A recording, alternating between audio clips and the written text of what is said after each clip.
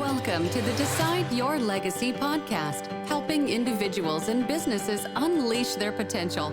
Join us every episode as host Adam Gregg discusses what is holding us back and how to find hope for moving forward. Along the way, we discuss developing healthy relationships and navigating life transitions while overcoming fear, stress, and anxiety. Live the life you want, the legacy you decide. So lately I've been making a lot of changes with my business, and I've been anxious about doing sales and marketing activities.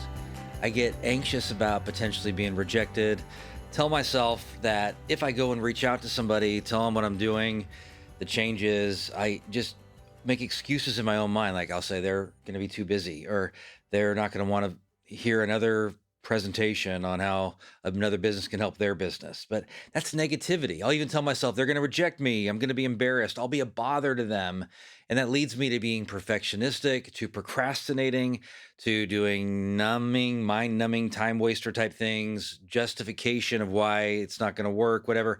But it's not me. I'm not facing my fears. And I want to talk to you today about the importance of facing your fears, because that concept has changed my life. When I do it, when I consistently face things in my life. This is episode number 124 of the Decide Your Legacy podcast.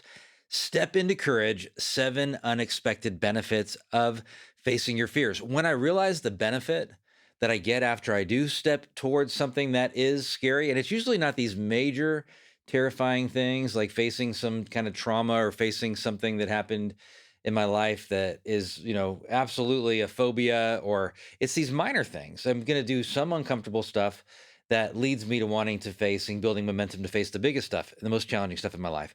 So I'm your host, Adam Gregg. I am a coach and I'm a content creator. I'm a speaker, and my passion is to help people find the clarity that propels them forward to face their biggest fears so they can live their legacy today, right now. In this moment, I talk about stuff I struggle with myself. I'm a fellow traveler. I don't have it all figured out. I also talk about stuff that you can talk to your 6-year-old, your 7-year-old, your 8-year-old, young kids about, and they're going to relate to it as well. And they're going to understand what you're talking about. Every episode, I try to share something that I've done recently that's uncomfortable.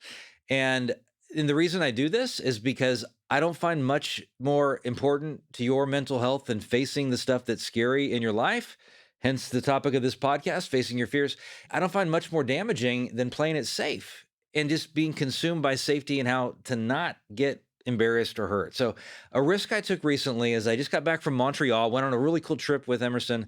We went to New York City and went to Washington, D.C. And then we drove actually with my sister and her uncle, Francesco, up from north of New York City in Hudson, New York, all the way to Montreal. Hung out in Montreal, and I had a situation where we were going to go to this cool place. I got into a cab and I felt like it was a sketchy situation from the beginning. And then I was quoted a price for him to take us to this place called Royal Mount in the middle of Montreal. You get a really cool view, and he quoted me a price, and I realized that was way too high. And we get there, and I'm going to pay the guy to, the cab driver, and he's wanting to charge me twice as much. So basically from an Uber, it was probably 7 to 8 times higher than I would have been paying on Uber. And it was super sketchy, and I didn't end up paying for it. I'd said, this isn't okay. Everyone was wondering why I was stuck in the cab after he dropped us off for so long. But that was my risky, scary thing. So this is the podcast that you do. You don't just listen to it.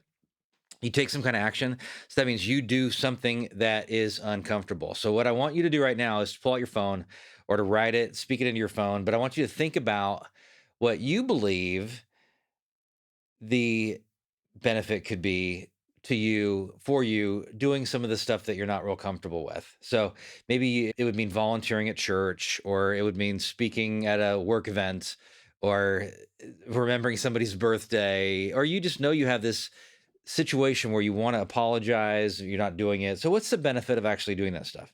What is it? There's a benefit to it. And that's what motivates me to face the stuff, even with the sales in marketing, which I like to do sales because I like to close deals and I want to help people and I want to spread the word. Yet it's the emotional, the embarrassment, rejection stuff that I have inside of me that kind of raises up. But when I remember the benefit of facing it, that really inspires me. So today we're going to talk about these benefits. One of the core values of Decide Your Legacy is we are fear facing. It's so important to me because it's changed my life. I mean, I read this book called Feel the Fear and Do It Anyway when I was a senior in college. And it was really inspiring. It's a book I've recommended to a lot of people. I'm the kind of guy that I read a really passionate, really good book, and then I tell everyone they got to read it. They got to read it. So my friends even tease me about it. So anyway, the book's a good book. I've read it a few times. The concept, though, was that if we do these things that we're putting off, then we're going to build momentum and be energized by it. It's getting out of that comfort zone. And most people resonate with that concept. And the reason is because they know that there is some value to stepping outside of it, to doing new things. And I think there's a tremendous cost to doing nothing. One question I love to ask clients is what happens here if you don't do anything? What happens here if you no longer have if fear no longer has its way, you no longer listen to fear? Or what happens here if you have 10 times more confidence? And they think about what they could do differently when they face that thing in their life. So these are 7 unexpected benefits to facing your fears. And as you think about, these are this little thing. If you face little fears, you're going to face bigger fears as it goes on. So you're going to face other scary things because you're going to realize that I can do it. So number one is that first benefit is that your anxiety overall is going to decrease. You're going to discover that much of what you worry about isn't going to come to fruition when you face it. You'll gain evidence that you do this thing that you're afraid of, and then you can handle it. Even if it doesn't go well, you still survive. It works out. Courage means that you're doing something that you're afraid of. It's not courageous if there isn't a level of fear with it. You crowd out the worry and you build momentum as you face things and you realize that you can handle it. And it almost becomes a new type of addiction where you see that I can do this, so I can do something else. I can make this one sales call, so I can make another sales call. I got one no, and I can handle another no. I can handle another no, and then I'm going to eventually get to another yes. You start to see that it is worth doing these things that are difficult in your life. That's the first big benefit. You're going to realize that the anxiety increases initially up front, but then you do it and it decreases. So that initial feeling is strong. It's easy now, hard later versus hard now, easy later. The initial feeling is going to be more anxiety up front because you're going to be facing this thing. You put it into your schedule that you're making in your time block. You're making these calls at this time. You're going to spend some time addressing a concern with a coworker. You're putting in, as one of my clients yesterday, he put in his calendar that he was going to have a difficult, crucial conversation with one of his leaders. So he made a commitment, realizing and remembering that you don't have to listen to that voice in your head saying it's going to go bad, your life's going to fall apart, everything's going to get worse as you face it. It's actually going to get better. You're starting to turn the ship around. So the second benefit is that your ego shrinks when you start facing scary stuff in your life. Your ego is fed and it grows through safety. It wants to keep you safe. Your ego is that rational part of you that sees what can go wrong, tries to prevent you from getting hurt again. So when you play it safe, of course it's going to grow. That's why arrogance comes across to people. People don't like it, but I look at arrogance as fear. It's fear in disguise because I don't want to get hurt. I'm going to act like I have all the answers and have everything figured out. But it's ego. Each time you do something that is a bit emotionally scary, you are telling your ego that it doesn't have a place here. And you're putting it in its place. You're not allowing it to grow. You're not killing it because that part of you is necessary. It's okay to have something in your life that sees what could go wrong and that sees what potentially you should be aware of. It's that rational part of you, but your ego needs to be put in its place so yourself overpowers your ego. Just today, I was talking to Lloyd, my operations manager, and he was sharing a situation where over the weekend, he went to an event at this sports club that has some kind of a surfing facility, wave pool type thing nearby. And he ended up, I don't know if it was because of his son, but he has a son who's 7 years old. And because there was this opportunity to practice surfing, and he saw people that were athletic and they were eating it. They were falling, and he in his mind was telling me that, well, I don't want to do that. I'm going to be embarrassed. It's not going to go well. But he ended up trying it, and his son saw him try it. And that's him putting his ego aside, because to put your ego aside, you have to let go of the potential embarrassment. That's ego. That's worried about embarrassment. Ego's worried about status. Ego's worried about what other people think about you. Ego's worried about falling and then laughing, people laughing at you, being rejected by and judged by people. He put that aside. He put his ego in its place, and he put his son's desire to see him practice surfing. He's put that relationship and the experience ahead. And he probably made some great memories. His son may remember that for the next 5 years. His son may remember it when he's 35. Trusting your intuition, you're going to let go of the ego and you're going to trust that this is the next right thing to do. So your ego is going to shrink as you do scary stuff in your life. Third benefit is you're going to have increased creativity. So when we're driven by fear and we're driven by ego, of course, our attention is going to go towards what will keep us safe in this situation. When creativity is not about safety, creativity is about doing new things, exploration, new opportunities, new ideas, new products, new projects, new relationships. It's expansion. Safety is not about expansion. Safety is about staying safe. I've seen this in people's lives so frequently that when they make a certain amount of money in their business or in their life or a certain salary or a certain level of comfort, they stop having ambition. They stop having this drive to do more and bigger and better. And I think it's very sad. That's why I don't like retirement and the term retirement, because that means to me you're not producing anymore. If you are producing a lot in your life and creating a lot in your life, you're never going to retire because you're always going to want to give back. You're always going to want to create and do more and help more people. But when we get to this point, and I see this, it's where somebody has a certain amount of success in their life and they start playing it safe and guarding their assets, guarding their life. And it's very sad to me because they're not growing and they're not prospering and they're not creative, which we are creative beings. We're made to be creative in our own unique way with our own unique abilities. And our mind wants to live there. The mind gets in the creative zone when you realize you can face things that are uncomfortable and get to the other side, and you're more creative in the process. So that's the third benefit. You're going to increase creativity, which is going to motivate you to go ahead and identify things you could be doing, small things at first, and then you're going to grow from there. So if you found this content helpful so far, I have four more benefits of not playing it safe, of actually facing your fears. But I want you to download Shatterproof Yourself. These are 7 small steps to a giant leap in your mental health. I've been a mental health professional for 25 years. I have an understanding of what helps people and what does not. And I think there's a lot of trash and garbage in the mental health profession. There's a lot of playing it safe kind of crap out there. People that are therapists should not be encouraging others to play it safe. They should be challenging people and stretching people. And that's the way I work and that's the way I roll. So don't download this and subscribe if you don't want to actually face things in your life. But if you do, you're going to find some excellent resources from Shatterproof Yourself Lite. This is a 40-minute worksheet and video, and it's great content. You're going to find it extraordinarily valuable. It's all about facing your past and knowing your value and shifting your perspective and owning your emotions and caring for yourself, building great friendships, clarifying your vision in your life. So hit the link so you can watch and go through the worksheet for Shatterproof Yourself Lite. So number 4, fourth benefit to facing your fears is that your relationships are going to improve.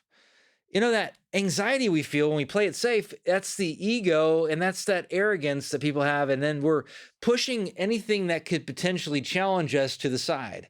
And we're disguising it, basically acting as if we know, but it's all about the same kind of safety. Just like for me, it's safety when I get and feel like I'm going to be embarrassed when I try to tell people more about the cool things that Decide Your Legacy is doing, then I may disguise it saying, well, they're not really going to want to be bothered, but ultimately it's an act of selfishness. I'm more consumed about how I don't want to feel uncomfortable than actually helping this business, because I don't want to help a business that I can't legitimately help, but I need to be able to reach out to them to see if there's a fit. And I feel really great about the services that we provide, so I want to tell people about it. So anxiety pushes people away. It creates a wall around us. Ego does the same thing, and it's all the same. It's all connected. It's all fear. The primary emotion of the ego is fear, negativity towards others, but we let go of that, and we're willing to be embarrassed. We're willing to be silly. You know, you're willing to go and do a prank on somebody. Not that I would ever do that, but you let go of ego because you can be tremendously embarrassed. It might not go well. You might have people that are upset with you, but you're doing it out of love. You're doing it out of fun. So you laugh more, you become more enjoyable. And that's going to attract people to you, good people, because people that have great senses of humor are generally people that are very creative and they're healthy and they are ones that add life to other people's lives. They have a great sense of humor because they're seeing the lighter side of life. They can be serious. I love to balance seriousness with a sense of humor. It's great. It means I'm in a good spot when I have my sense of humor. Keeps life light. It keeps it from being boring. That's the benefit of facing things. It's not going to be boring anymore. You know that we had this really cool experience where on an Uber drive, I got some information about a part of town from the driver that I wouldn't have been exposed to. It was a Jewish community in Montreal, a Hasidic Jewish community, and there's 80,000 people in that area, and they had some really cool bagel shops that people love and come to from out of town, but it's an area where you wouldn't necessarily know if you didn't talk to somebody that knew about it. So we went and got dropped off in this area where there was this really great restaurant as well, and then went to this bagel shop that was making bagels 24/7. And we got to watch them and eat like these super fresh bagels. And my family is joking with me about how ranting and raving I am about this even now, but I would have brought back, 100 of these things if I could. It was really cool. And it was also just neat to see the culture in this part of town. I would never have had that experience, but we had to actually get in the Uber and go there and experience it and let go of any fear that we might have being in a part area that's not touristy where we know nobody. And then we had this great experience and it was fun. And we laughed about it because in that area and part of town, there were some really funny things that happened that would never have happened if we hadn't let go. So number 5, and this again plays on the same situation, is new opportunities arise when you do things that are uncomfortable and scary. So you miss opportunities when you're negative and you're self-protective. When you criticize that new game or the new food or the new family activity or doing something that's different, then you're keeping people at a distance. They're not asking you to do new things, and you're not exposed to new things that are fun, like eating bagels in the Jewish part of town in Montreal. You're just not going to do it because it's not safe and it's scary. Or we also went to Little Italy, and there was a little Portugal in Montreal, and it was cool stuff. Even in New York City, I went to some places I wouldn't have gone had I not talked to some other people that told me where some cool coffee shops are and cool restaurants are that are in parts of town that aren't touristy that we wouldn't have been exposed to. So you never know, but you're actually open, which hope and faith keep you open to new opportunities and people and situations. So once you get this momentum of I can face things and trust my gut and do that next right thing, it's going to show you opportunities that you cannot possibly imagine. Like-minded people will come into your life, and people that aren't competitive necessarily with you, but they're going to try and enhance your life in a great way. The world opens up when you have hope and you're willing to take a risk to reach out. So a lot of times for me, my initial gut reaction is that it's not going to be fun. So we went in Montreal to the most amazing art museum, the Museum of Fine Art in Montreal, which I had never seen in one museum so many cool masterpiece paintings from some of my favorite artists. I was blown away. And I also went to the Museum of Modern Art on the same trip with Emerson as well. But I thought the Museum of Fine Arts in Montreal was absolutely one of the best I've ever seen in the world. And I've been even to the Louvre, and I've been to ones in London and Paris. I mean, all over to different museums, but it was really cool. But I know that initially, some of the people in the group I was with were negative about going to this museum because they did not know what I knew about the museum. I had to convince them, and they wouldn't have had this opportunity. I had to take a risk by not getting sucked into that negativity and saying, this is something that I really feel like you're going to enjoy, and I want to do this. If there's anything we want to do on this trip, if I get my decision to do it, this is the one thing I want to make sure we do. And then we ended up going, and everybody was very thankful and grateful. But it was a new opportunity that wouldn't have gone and arisen had I not been willing to have people upset with me at first to go do this new thing. I didn't control them or force them, but I just had to push through it. So the 6th benefit of going ahead and actually facing some of the stuff that's uncomfortable in your life, doing those uncomfortable things, is that your central nervous system is going to calm down. So you're going to have improved health, improved sleep, improved digestion. You're going to actually relax more in difficult situations. After you do something that is uncomfortable, your central nervous system has this tense up, I'm going to face this thing, and then you get to relax and let go. So that's where I had a really productive day. I faced things in my day. I did the stuff that was scary, and then you're able to fall asleep and rest. It's incredible how that works. You're going to want to even take better care of yourself because you are emotionally healthier. So why wouldn't you want to take better care of yourself? Because you have so much to live for. And there's so much hope in your life. Of course, you're going to feed yourself better. You're going to drink more water. You're going to hang around the right people. You're not going to get toxic people consume your energy. You're going to be able to say no and have boundaries. So your health is going to improve. And it all started because you decided that it was worth it to do some things that you want to do that are uncomfortable that you're putting off, which as you've gone through this podcast, I know that you've identified stuff that you're putting off. You haven't had that conversation. You haven't gone to the doctor and dealt with that issue. You haven't called that family member that you've been neglecting, engaging recently. You haven't remembered, other people in situations where you could. And now you can because you're being challenged to do so. I had a client just yesterday who she had some situation with a leader that she was working with where she wanted to address an issue that was very difficult, and she felt very passionately that it wasn't handled right by this leader. Big company, well, medium-sized company, but really good key employee, and was really hesitant to actually address it. One reason she was hesitant is because she felt like she was going to get very angry and frustrated with this employee if they had the conversation. So as we talked about it, we discussed ways she could approach the issue in a conversation by asking questions, by trying to not be defensive, by not making assumptions, and really truly being curious about the other person's perspective and how that would address the issue. It wasn't going to be confrontational. It was going to be a crucial conversation where she got more information from this employee. I truly believe that if she applied what she had come up with as good questions and did ask those in a confident, calm way, it was going to go really well. And at least success in a situation like that is there some level of understanding. It's not that everyone's happy about having the conversation and excited about the result necessarily, but it's some understanding has been made, which that means there's been some success. And that's going to improve your health. When you face things, it actually improves your health. So number 7 benefit to facing the junk in your life that you're putting off, the scary stuff that you don't want to do, is you're going to see that you can do it and that you're no longer terrified afterwards. Like you can see that you can do it and something good is going to come out of it, even if it doesn't have the result that you want. And so you're going to gain confidence after you do it because you saw that you can handle that situation. Crucial. Confidence comes after you do something you're afraid of, not before. It means you don't have enough confidence about it yet. So you're learning something new. Maybe you haven't played on a softball team, adult softball team before, you're playing for the first time. Of course, you're going to feel some level of insecurity about that, unless you're just a superstar athlete or you played when you were younger and just haven't played in a while and you know that it's going to be an easy thing to do, but you're going to be some kind of level of anxiety, but then you're going to do it and so you can, your confidence is going to grow. You're talking to somebody that you don't know very well. You're going and addressing a conflictual issue with an employee and you have it in the past in the same kind of way. You're being curious about somebody else. Again, after you do it, your confidence is going to grow. Even Lloyd, I would imagine that he may not be extremely confident about surfing now that he's done it, but he'll have a little more confidence than he had the last time because he gained some information and that may be transformed into, I can do other things that are scary. Maybe he'll go skydiving in an air tunnel potentially now because he did that. And it can be a transferable level of confidence in other areas because you grew it in one specific area.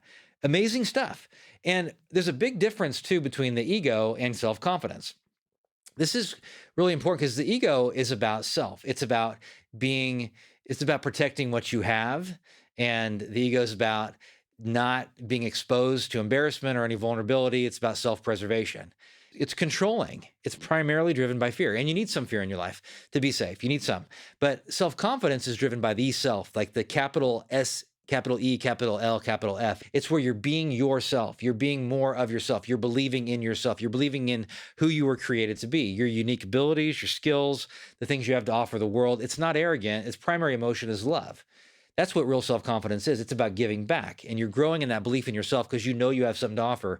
You can show up and you can give back and you can contribute in whatever environment you're in. It may not go perfectly well, but you know you got the ability to handle it and to move through it. That's the general self-confidence that I see people growing as they face things in their life and they realize they can get through it to the other side. So it's really super exciting. Ego decreases, self-confidence increases in this whole process. So I was so excited to talk to you about this because this is a topic that has inspired my career.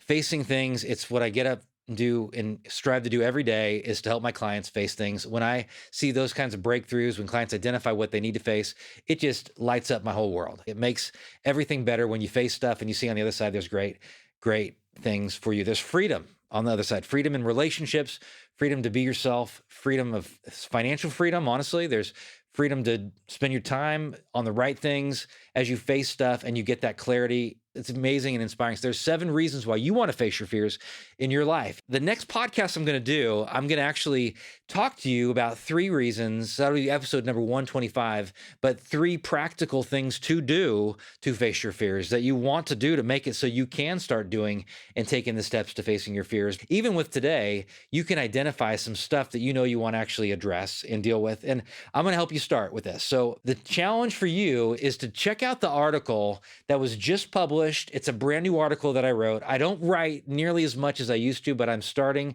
to write more now. And this is on facing your fears. So this is an article that goes along with these two podcasts, 124 and 125. And there's a list of 27 small actions you can take that could be scary for you. And you're going to go through that list of 27 actions and identify which ones trigger some moderate to mild anxiety, and then create a list of those that you're going to look at and say, I'm going to do some of the stuff on this list. That's the challenge for you today, because that'll start you addressing some of the small things that are going to move you to facing some of the bigger things in your life. And it's not necessarily going to be exciting to go over this list, but I think it'll be extremely inspiring. Okay. Inspiring does not necessarily mean you're excited to do it. It means you're inspired. It means you have inside of you this desire to say, like, that's true for me, and it's going to have a big impact in my life. It's going to be inspiring to you to go over this list and identify and rank them from the least scary to the scariest, and then to start doing the least scary items on there. And even reach out to me if you want to share your list with me of those things that you're going to face. I love to hear it. I love to see it. It would be so encouraging and inspiring to me. Share those with me, because I love seeing how people are going to face some things in their life. And I'm going to do some stuff here and share those with you as well. If you check out the reels on the TikTok channel, on the YouTube channel, that you're going to see me and Lloyd and the team facing some fears and sending some videos on how we're doing this stuff in our life. So I want to challenge you to go ahead and get started doing some stuff that's scary. So insight doesn't mean squat. All talk, that's often a strategy for avoiding stuff. So it's a part of it. You get insight. I got some insight, but you got to take some action. Insight is 20% or less. Action is 80% or more. I'd say 90%. An okay plan that you act on is 100 times better than a plan you do nothing with. You want to create that plan of scary actions you can take. I want you to identify what resonates with you the most today, teach it to somebody, and apply it to your life. If you want it to stick, apply it swiftly and teach it to somebody else. I want to sign off today the way I always do. Make it your mission to live the life now that you want to be remembered for 10 years after you're gone. You decide your legacy, no one else. I appreciate you greatly, and I'll see you next time.